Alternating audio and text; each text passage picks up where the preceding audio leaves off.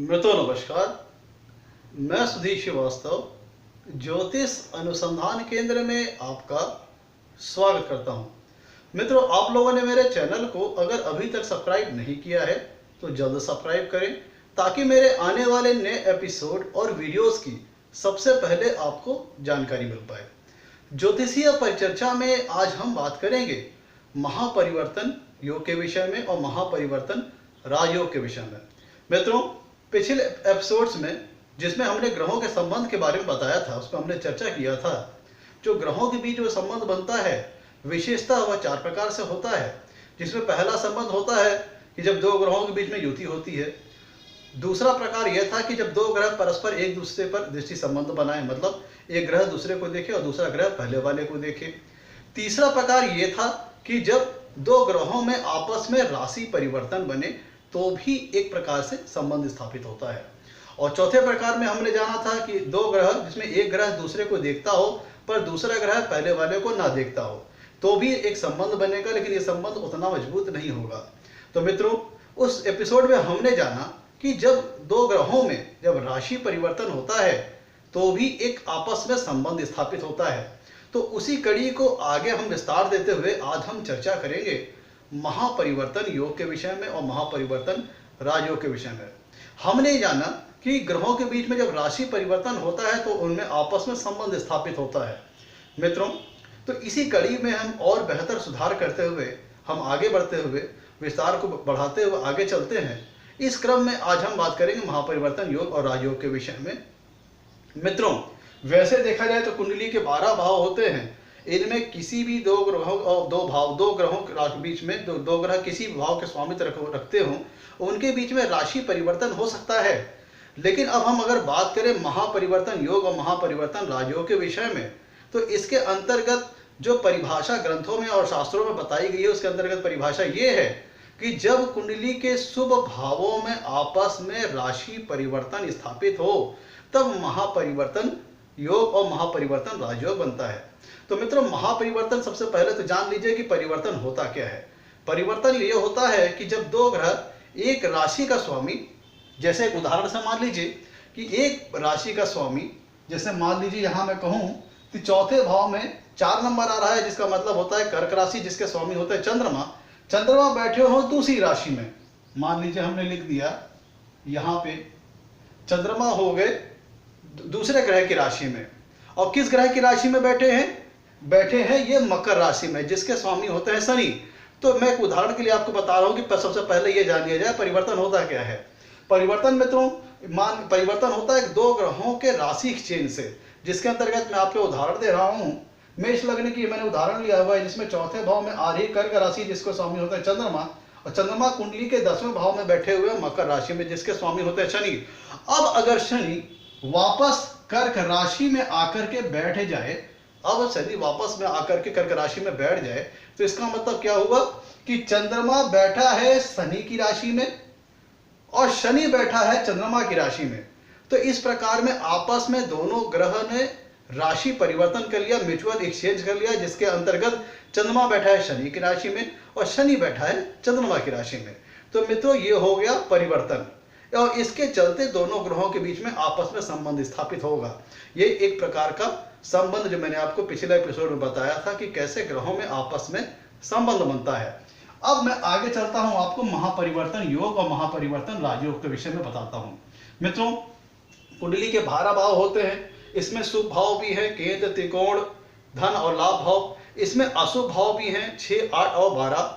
मित्रों, परिवर्तन तो किन्हीं भी 2 भावों के स्वामियों के बीच में हो सकता है, लेकिन अगर हम बात करते हैं महापरिवर्तन योग और महापरिवर्तन राजयोग के विषय में, तो उसके अंतर्गत परिभाषा ये है कि जब कुंडली के शुभ भावों, यहाँ पे मैं शुभ भावों को यहाँ पे थोड़ा सा डिटेल करूंगा। यहाँ पे शुभ भाव का मतलब हो गया केंद्र स्थान, मतलब पहला स्थान, चौथा स्थान, 7वां स्थान और 10वां स्थान, और कुंडली के त्रिकोण स्थान 5वां भाव और 9वां भाव, और कुंडली का दूसरा भाव जिसे हम धन स्थान कहते हैं, और कुंडली का एकादश स्थान जिसे हम आय का स्थान कहते हैं। जब इन भावों के इन भावों में से किन्हीं 2 भावों के स्वामी आपस में जब राशि परिवर्तन बनाते हैं, राशि परिवर्तन संबंध स्थापित करते हैं, तब महापरिवर्तन योग और महापरिवर्तन राजयोग का निर्माण होता है। यहाँ पे मित्रों मैं शुभ भावों को मैंने डिटेल किया है कि शुभ भाव हो गए आपके केंद्रीय स्थान, त्रिकोणीय स्थान, दूसरा भाव और एकादश भाव। अगर इन किन्हीं भी दो भावों के स्वामियों के बीच में राशि परिवर्तन स्थापित होता है तो वो बनेगा महापरिवर्तन योग।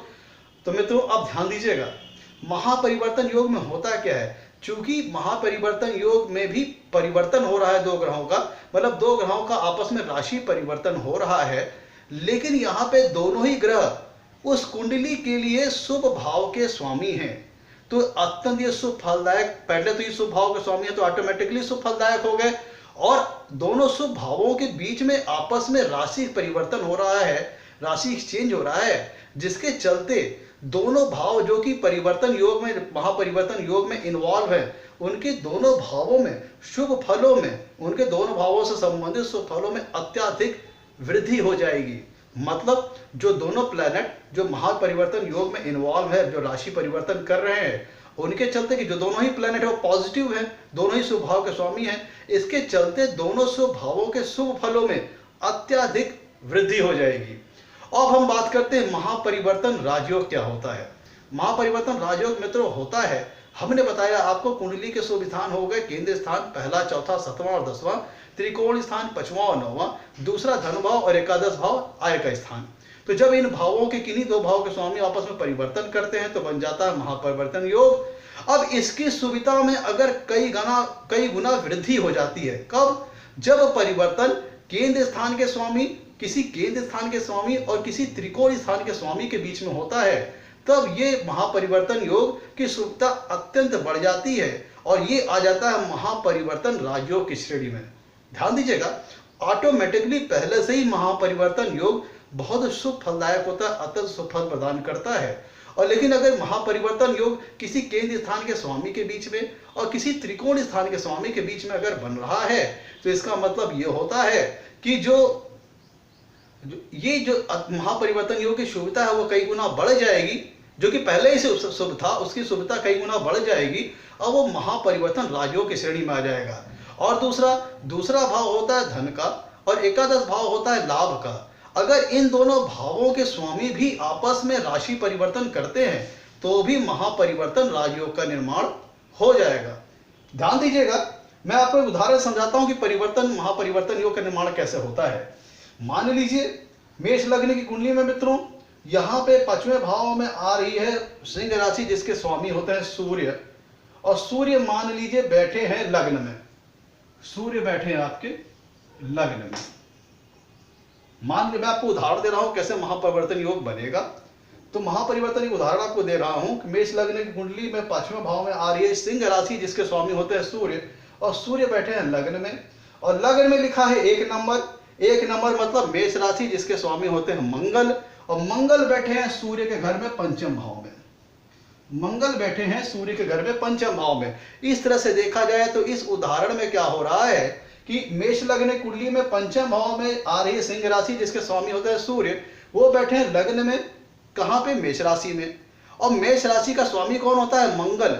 और मंगल कहां बैठे हैं? 5वें भाव में, सूर्य की राशि में। तो इस उदाहरण में देखा जाए तो सूर्य बैठे हैं मंगल की राशि में और मंगल बैठे हैं सूर्य की राशि में। तो मित्रों अब ये दोनों एक दूसरे के घर में बैठे हैं, तो सूर्य को तो अपने भाव का जहां के वो स्वामित्व है, वो जो स्वामित्व है जिन भाव का, उससे संबंधित फल तो उन्हें करना था, और जिस भाव में बैठे हैं उससे संबंधित फल भी उन्हें करना था। लेकिन मित्रों अब यहाँ पे ध्यान देने वाली बात यह है कि सूर्य बैठे हैं मंगल की राशि में और मंगल बैठे हैं सूर्य की राशि में। अब दोनों के बीच में एक म्यूचुअल अंडरस्टैंडिंग बन जाएगी, एक समझौता हो जाएगा, क्योंकि सूर्य को पता है कि मंगल मेरे घर में बैठा हुआ है और मंगल को यह पता है कि सूर्य मेरे घर में बैठा हुआ है। तो अब मंगल को यह पता है कि मैं इस घर का अगर बिगाड़ करूंगा तो सूर्य देवता मेरे घर का बिगाड़ कर देंगे। तो उसी प्रकार से सूर्य देवता को यह पता है कि मंगल मेरे घर में बैठा हुआ है और मैं उसके घर में, अगर मैं उसके घर का अगर अहित करूंगा तो वो भी मेरे घर का अहित कर देगा। तो इसलिए दोनों में एक म्यूचुअल अंडरस्टैंडिंग बन जाती है और दोनों अपने भावों से जहां जहां वो बैठे हैं उससे संबंधित काफी शुभ फल देने लग जाते हैं।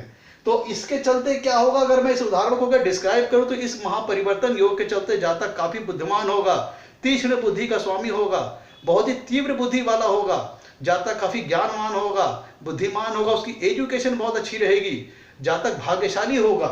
क्योंकि मित्रों ये जो परिवर्तन है लग्नेश और पंचमेश के बीच में है। मित्रों जो महापरिवर्तन योग होता है जिसमें दोनों पॉजिटिव भाव के स्वामी इन्वॉल्व होते हैं, जिसके चलते दोनों में आपस में म्यूचुअल अंडरस्टैंडिंग बन जाती है कि आप मेरे घर में बैठे हो और मैं आपके घर में बैठा हूं, तो ना आप मेरे घर का हित करोगे ना मैं आपके घर का हित करूंगा। तो आप अगर मेरे घर के लिए शुभ फल प्रदान करोगे तो मैं आपके घर के लिए शुभ प्रदान करूंगा। तो इस म्यूचुअल अंडरस्टैंडिंग के चलते दोनों ग्रह एक दूसरे के भाव में शुभ फल जो देते हैं उसके शुभ फलों में अत्याधुनिक वृद्धि कर देते हैं। अब यह ध्यान दीजिएगा, ये महापरिवर्तन योग के साथ साथ ये महापरिवर्तन राजयोग भी है। क्यों? क्योंकि जो परिवर्तन हो रहा है लग्नेश और पंचमेश के बीच में हो रहा है। लग्नेश केंद्र स्थान में आ गए और पंचमेश हो गया आपका त्रिकोण स्थान में। तो मित्रों तो जब महापरिवर्तन योग ऑटोमेटिकली पहले ही से अत्यंत शुभ फलदायक होता है, और अगर इसमें जो प्लेनेट राशि एक्सचेंज कर रहे हैं वो अगर केंद्र स्थान के स्वामी या त्रिकोण स्थान के स्वामी या फिर दूसरे भाव और एकादश स्थान के स्वामी में आपस में राशि परिवर्तन हो, तो इनकी शुभता कई गुना बढ़ जाती, जो कि पहले से शुभ थे इनकी शुभता में कई गुना वृद्धि हो जाएगी और ये महापरिवर्तन योग की श्रेणी से उठ करके महापरिवर्तन राजयोग की श्रेणी में आ जाएंगे।